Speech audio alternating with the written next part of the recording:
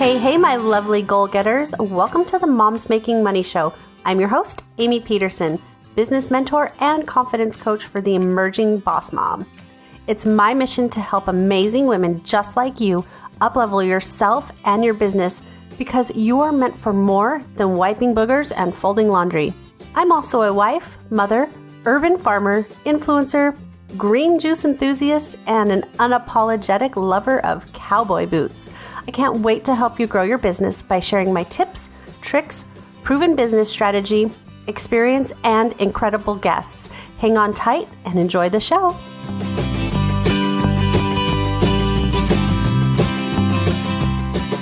Today's episode is brought to you by our friends and educational partners, HoneyBook. HoneyBook is an amazing service for creatives, visionaries, coaches, and business owners just like us. And the best part about HoneyBook, they're super easy to use, they're so super affordable, and they even come with a contract template specified to the type of industry that we're in that we're free to use and send to our clients. So basically what HoneyBook does is it helps automate the onboarding process. So I use this process for any one-on-one clients. I use this process for my mastermind clients. I use this process for events. This is something I use for everything other than like a self-study course. Anything that I want them to be able to have a payment plan for, and also to, if there's any kind of contractual agreement. So a lot of times you'll want somebody to sign a contract for your terms of use, your terms and conditions, and the terms of your agreement with one another. So this makes it super easy. So when you get somebody to sign up with you and they're like, heck yeah, I'm all in. Where do I sign up? Where do I start? You just get their email address, you enter in their custom program, or you can save a template if you have one that's always the same price, always the same contract. And you just basically fill in their information, fill in the price, create their custom payment plan if they are paying in full or if they're paying weekly, bi-weekly, monthly, like on specified dates, whatever that looks like for that particular client. You send it over once, and what it does is it sends them a proposal so they can see everything beautifully lined out. Then they can sign the contract and make their first payment. It's so simple. They can do it from their email box or from their phone in a matter of moments. And then everything is good to go. You're in compliance. You're all, ready to go with your contract, and everything is started right away. You can also set up follow-up emails. You can also set up what they call brochures, and you make beautiful introductions to your programs, to your courses, and to whatever it is that you have to offer. And these can be customized in so many different ways so that they are on brand with you. And the cool thing about HoneyBook is they have offered all of you guys 50% off for the entire first year. So this is one of the best bargains I think I've ever encountered. So to get this, you can actually start with a free trial, no credit card required, which I love. And but trust me, you'll love HoneyBook. So then if you're ready to get started, you just sign up. So if you want to get that 50% off, make sure you use our code. It's in the show notes, but it's share.honeybook.com/Amie, AMIE 935. So just click back over into the show notes if you want that, or it is share.honeybook.com/Amie 935, and that will secure your 50% off an already amazing low price for the entire first year of your subscription. I hope that you guys have a wonderful experience with HoneyBook. I know that I have. It's been a staple of my business, and it's been such a joy to use.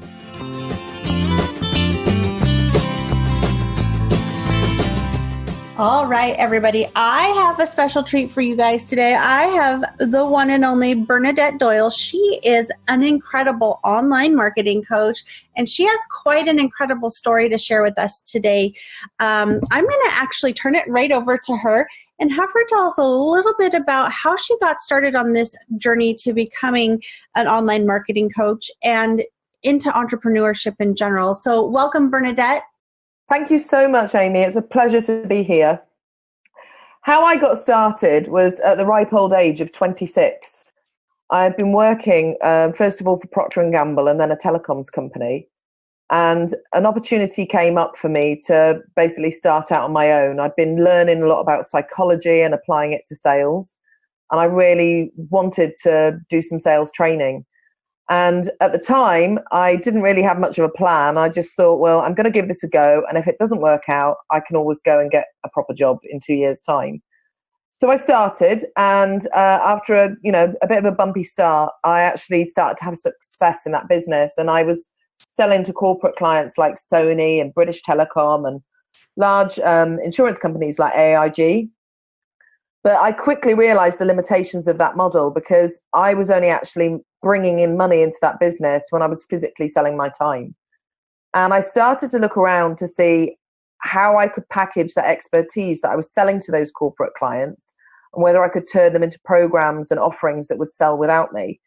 And that's how I stumbled into, selling information on the internet. And I kind of was playing at that business, because as long as I had the security of the trading time for money paycheck, although I knew the limitations of that model, it was almost like the money was too good to just close it down completely. And it wasn't until I found out I was expecting my first child that I suddenly realized, oh my goodness, I really need to commit now, because I suddenly realized that my old way of doing business was now going to be removed from me, because my old way of doing business involved a lot of travel and staying overnight away at hotels, staying on site with clients, etc. And clearly that wasn't going to be feasible with a young baby. And so I have a joke that if you think working to a deadline makes you effective, try working to a birth line, because basically that was the moment I was just like, right, this is it. I'm committing to my online business. And I'm so glad I did, because that was at the end of 2005. And by the end of 2008, I generated over $1 million online in sales.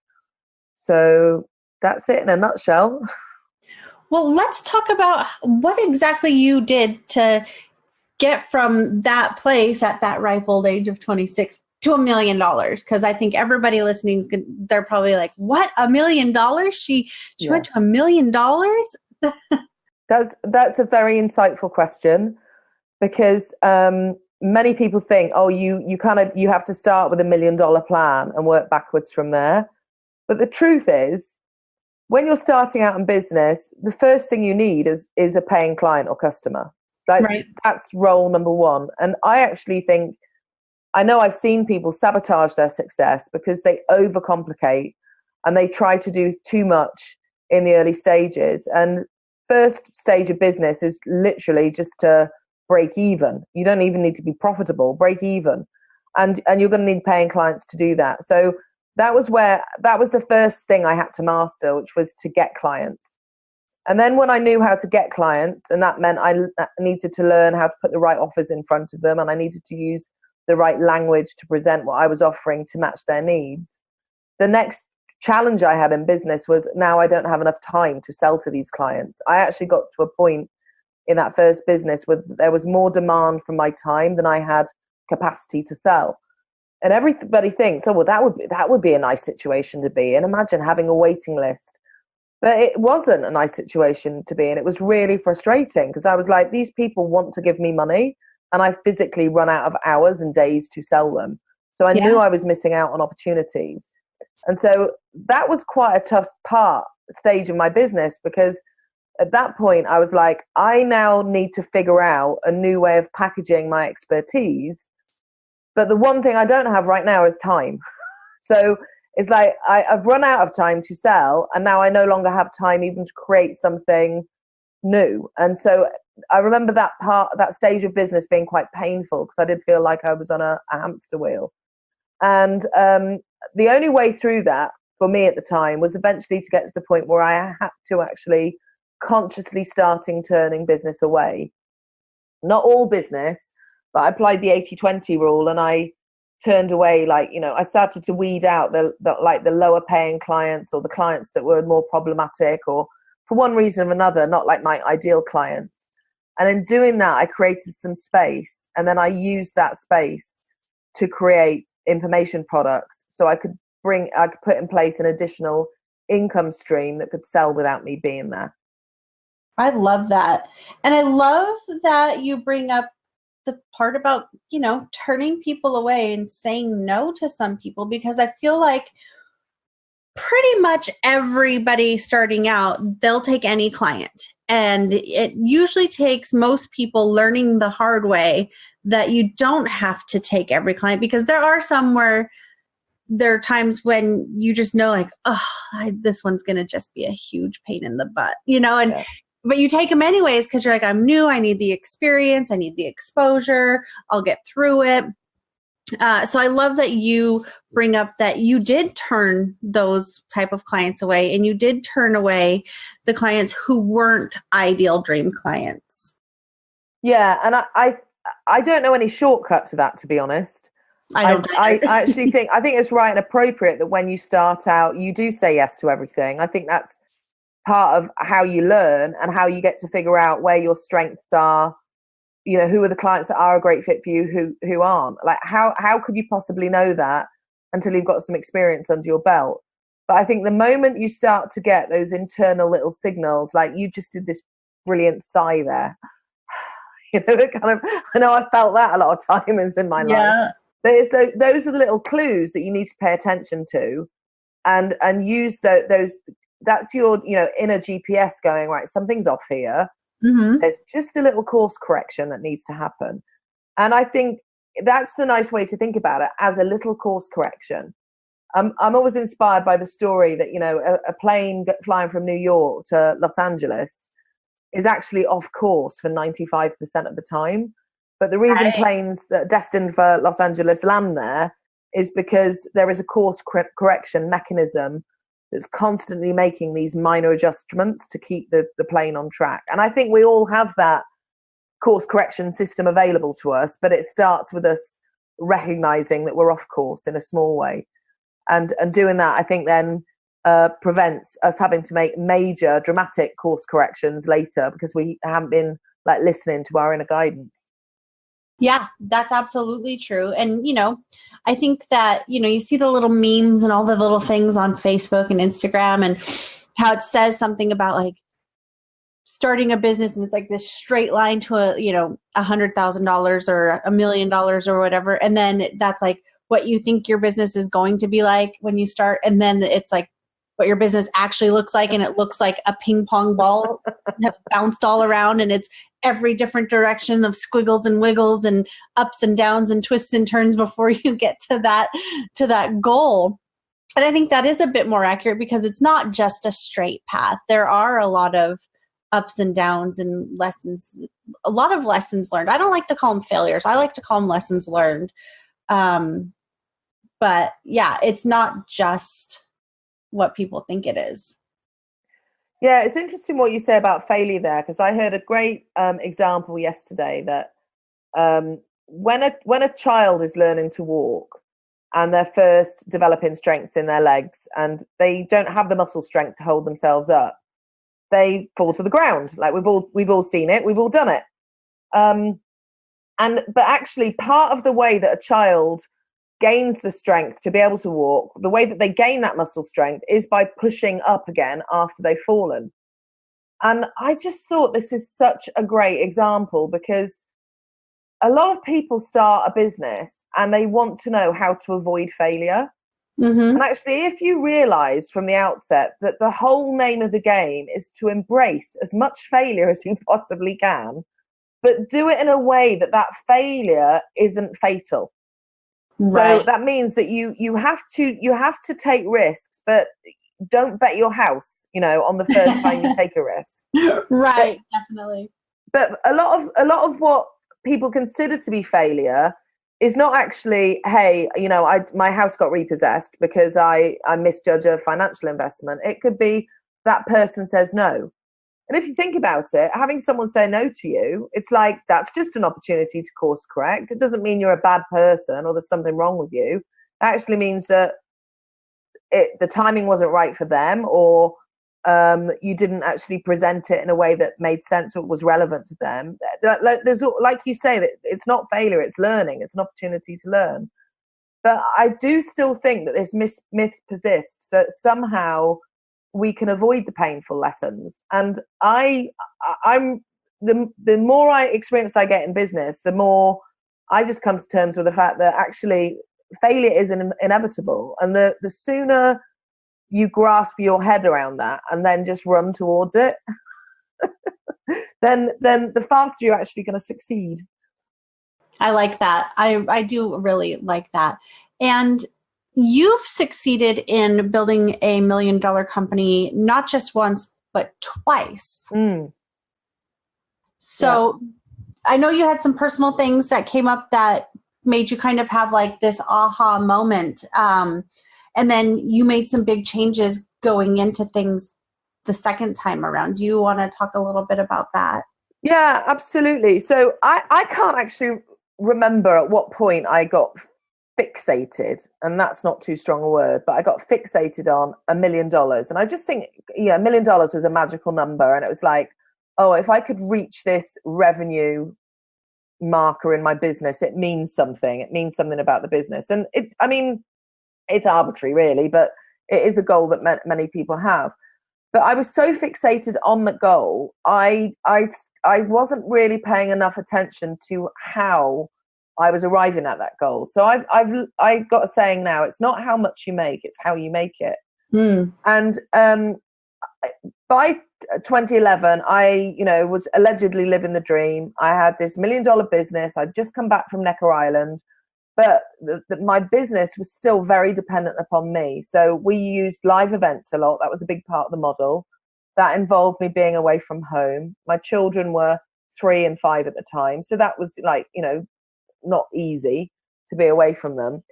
And I think that my youngest son, I call him my business guru, because right before I was due to lead a live event, I had 70 people.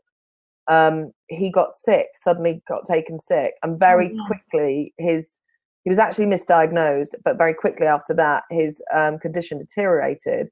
And the next thing I know, I'm with a consultant in the hospital going, is this life-threatening? And the consultant's saying, yeah, we need to move into a new hospital because we're now worried about organ failure. And so he was hospitalized, and I was sat there going, here I am with my son, and I'm feeling that I'm letting all these people down, even though I knew that being with my son was the right thing to do. Of course. And I was like, how did I end up here? Because on the face of it, I've supposedly got this dream business, this freedom business. And that was the irony, because at that moment, the last thing I felt was free. And I was like, this isn't right. So, earlier we were talking about course corrections. And I said, if you don't pay attention to the little whispers of course correction, you get a really major one.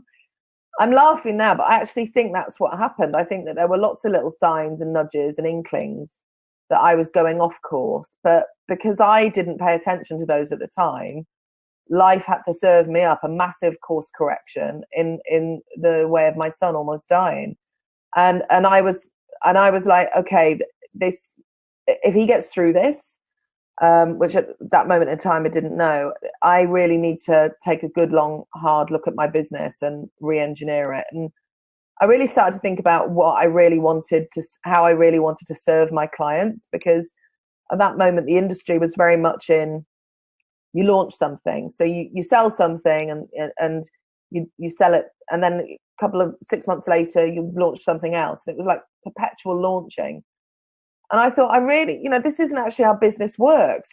People don't get successful in business by buying one product and then they're done. Business is a journey. And I've been in business now for over 20 years. So I know it's like, this is why I love being in business. It's like, there's something new to learn all the time. So it's kind of ridiculous to imagine that as a mentor or as a coach, you can just give people one thing and then they're done and everything's happy ever after. So I wanted to design business programs that had longevity and that would enable me to work with people over several years and really, have breakthrough results in their business, and be like a lasting relationship. And so that's what I moved to. And I also changed my promotional model. So an emphasis away from live promotion, which, is very adrenaline busting and requires you to be at a certain place at a certain time, to much more automated evergreen promotion.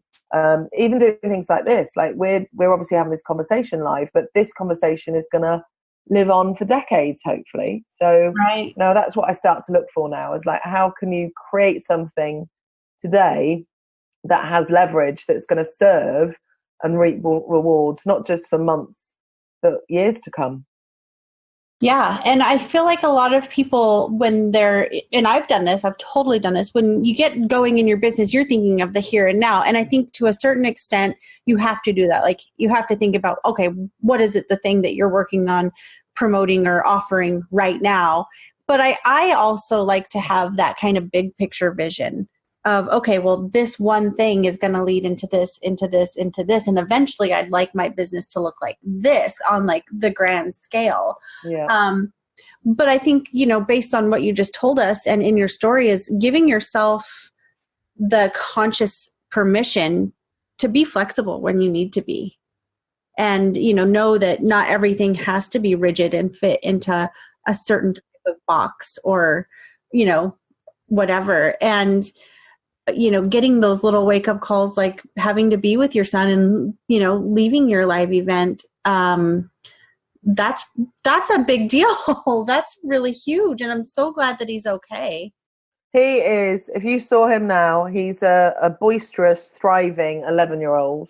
And apart from a scar on his neck, you wouldn't know it happened to him. And actually, after he was coming out of hospital, the doctor said he might want plastic surgery on that when he's older, because it's kind of quite a prominent scar.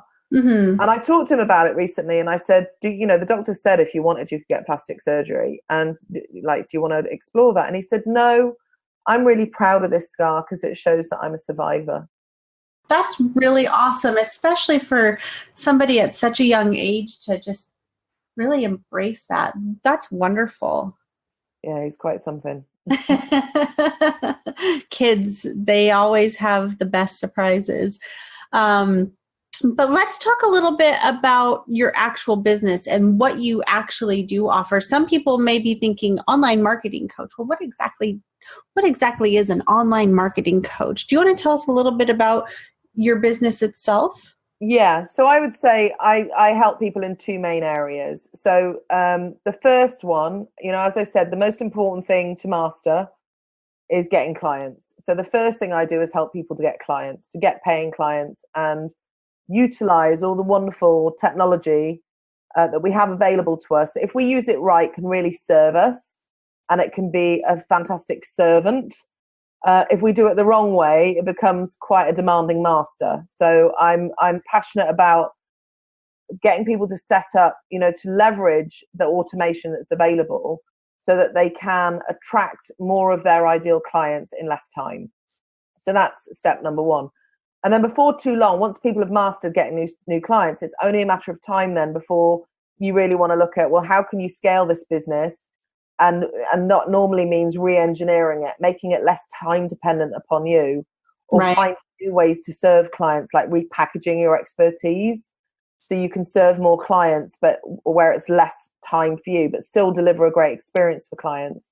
And so that's something that I help people with in my Online Profits Fast Track, which is really helping people to re-engineer their businesses, free up their time so they can have greater impact, they can make more money, but in a way that really works for them. Because as you can imagine with my story, rule number one is it's got to work for you and your family.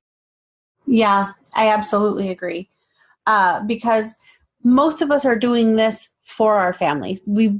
I think, and I did this too, I think we have this common misconception that working from home is really easy. And it's not, but it's doable, right? Yeah. So I think that when we get into it, we're like, oh, I'm just going to work from home. I'll be able to keep my whole house clean and all my laundry done, and my kids will be perfect little pictures of, their hair will be done and their teeth will be brushed and everything will just be perfect. And my business will be thriving. But then it's like you get into it and you're like, wait, I can't concentrate because these kids are loud and the house is a mess, and man, there's still laundry. The dryer just buzzed again.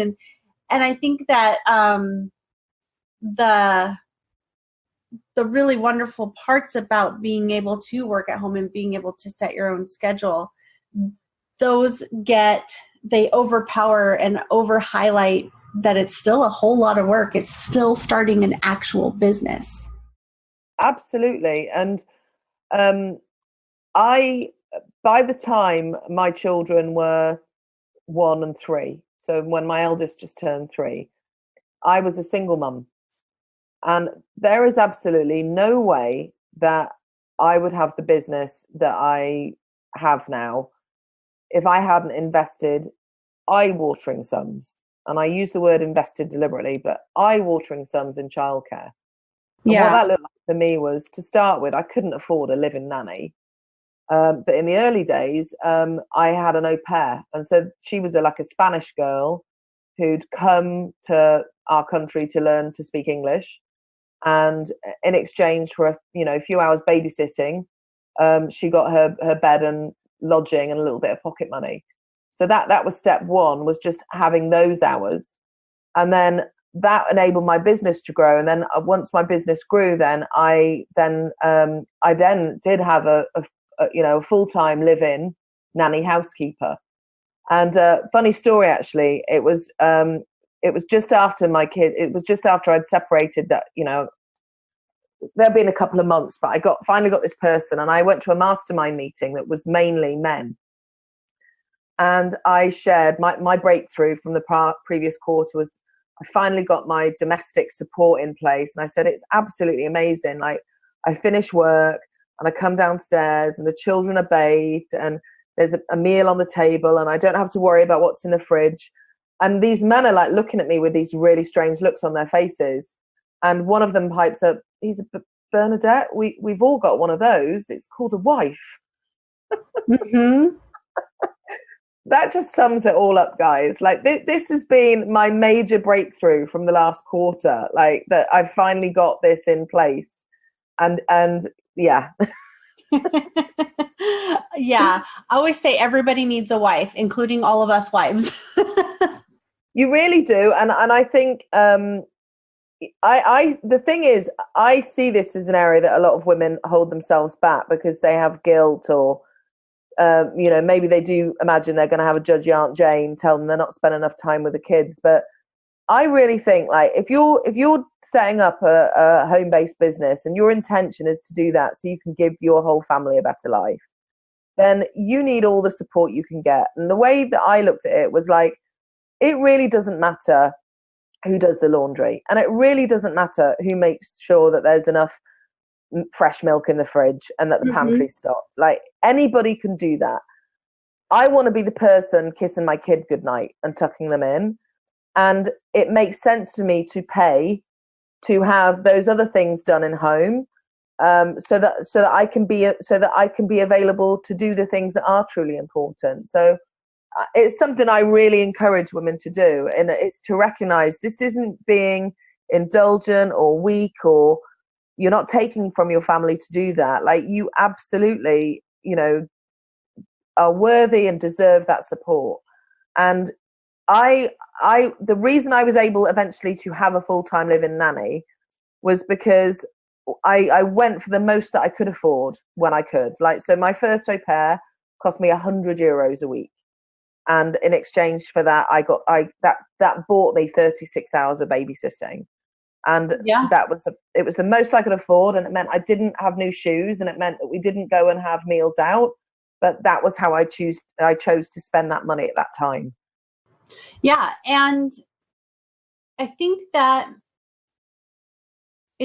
one of the things that I've learned is it's okay to ask for help, and even if that help means hired help, that it's okay. I remember when I first got started in my business as a quote unquote work at home mom, who thought that my job duties were running a successful business, taking care of the kids all day, and being like the perfect housewife. Well, the truth is I like to have a clean house, but I really don't like doing chores all day. Like, I just feel like my time is spent better doing other things. Yeah. And, something else that I heard from Rachel Hollis recently is, she talked about when she first had, a nanny housekeeper type of person start to come in, she was having them spend the time with the kids while she was still doing all the work things like the dishes and meal prepping and packing the lunches. And then she finally said, wait a minute, you do these things, you do the meal prepping, you do the laundry. I'm going to go play Candy Crush with the kids. Yeah. And, when I heard her say that, I was just like, oh my gosh, that's totally like, yes, like the person who's there to help cook and clean and watch the kids, they don't care what they're there to do, like really. So it's kind of like maximizing that time in a way that gives you the best outcome for your heart and for your spirit and for, really filling your cup overall, I think is the best. Yeah, that's really wise. Yeah. But not being afraid to ask for help is a big thing, because I feel like a lot of us don't until we get to that place of like desperation. And I've had this conversation with a lot of female clients who are also mums, where I mean, I'm really clear. The first investment I made in my business was in domestic help. Mm-hmm. And because people think, oh, well, you need a VA or you need someone to go and do your social media. It's like, actually, that wasn't where I spent my first money. I spent my money buying that domestic help, because that then just freed up so much bandwidth that gave me more capacity. And then there were, I was obviously able to grow my business. You can't grow a business to a 7-figure business without investing in team. But yeah, it's. I remember one client who actually did get to $1 million, but this was like on her way there. And our full coaching call was her crying about the fact that the laundry basket was overflowing and that she felt like her domestic life was falling apart. And right. I was urging her to get domestic help as a matter of priority, that was the most important move for her to make at that time. Yeah, absolutely. And I know some people, they struggle to do that because what would somebody say if, and I did that for a while at the beginning. I wanted somebody to help me with laundry. I've never loved laundry. And now I was doing laundry for 4 people and, a baby and cloth diapers. And it was a lot. It was a lot. And finally I decided, with the, assistance of some of my biz besties and the mentor I was working with at the time, I was like, I just really wish I could get somebody to do my laundry. And my mentor asked me, she goes, well, why can't you?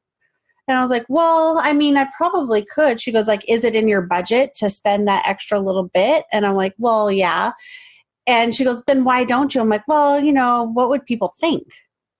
And she's like, who cares what people would think? I was like, well, I care. I don't want like my friends to think like, oh, this Amy's, a stay-at-home mom or a work-at-home mom, because I had only been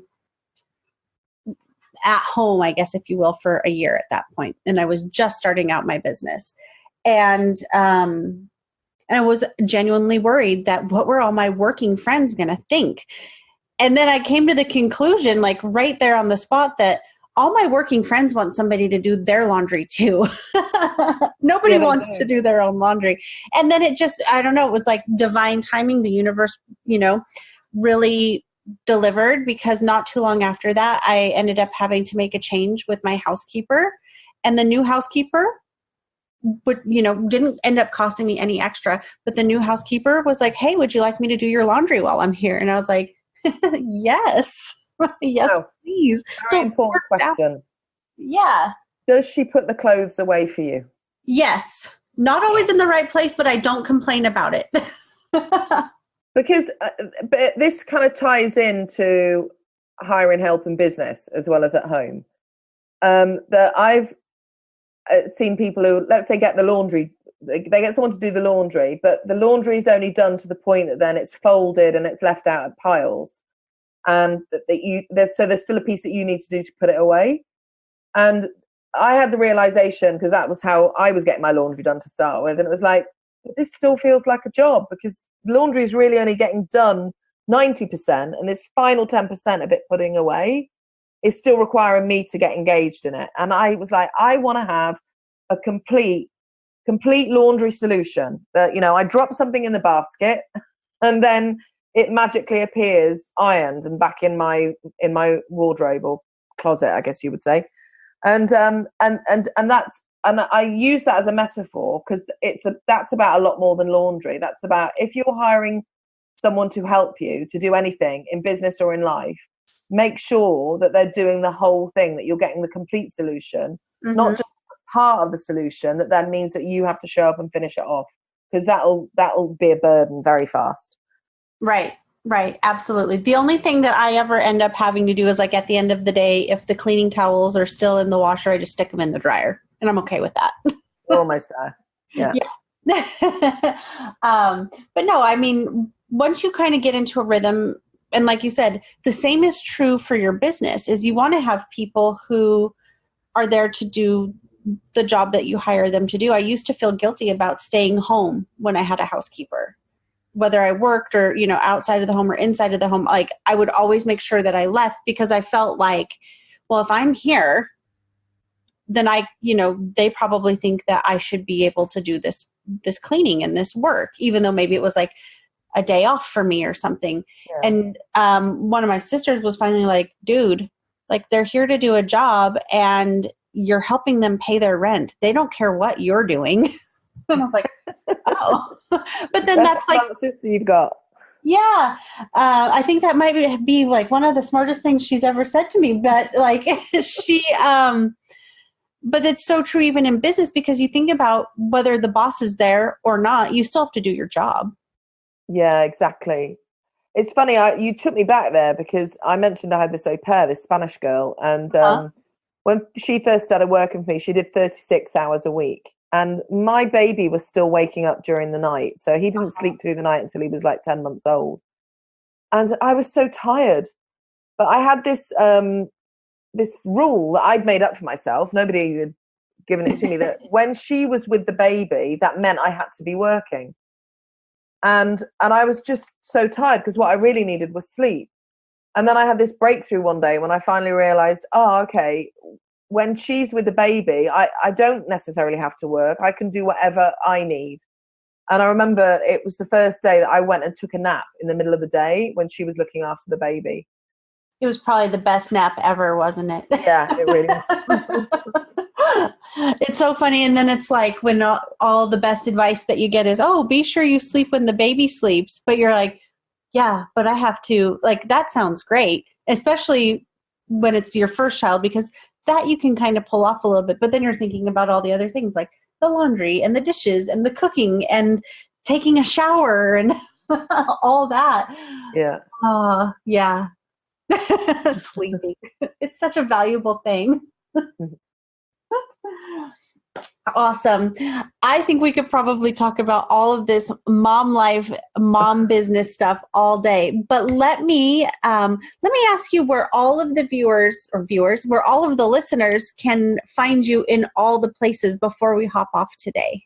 Yeah. So honestly, my favorite place to connect with people right now is in my Business Smarts with Heart Facebook group, where we've got people who are into having conversations like this. And it's not just all about babies. I've got, lots of people in there who are men or have got older children, or actually women that don't have children at all.